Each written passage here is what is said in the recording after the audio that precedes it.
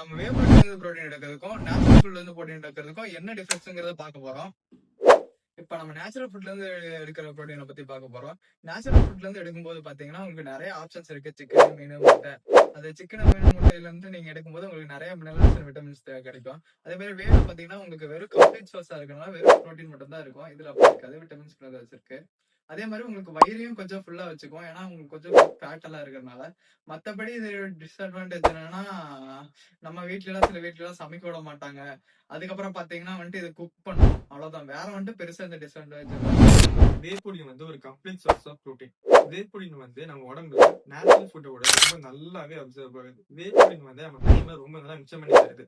இப்போ சிக்கன் சமைக்கிறதுக்கு வந்து ஒரு 1/2 hour ஆகுதுன்னா, வே புரோட்டீன் வந்து நம்ம ஒரு டக்கு ஒரு 2 to 3 மினிட்ஸ்லயே மிக்ஸ் பண்ணி குடிச்சிடலாம். இப்போ ஒரு பெரிய டிஸ்அட்வான்டேஜஸ் என்னன்னா, வே புரோட்டீன் வந்து கொஞ்சம் காஸ்ட் வைஸ் கொஞ்சம் ஹையா இருக்கு. அதுவும் இல்லாம இதுல வந்து சில விட்டமின்ஸும் ரொம்பவே கம்மியா இருக்கு.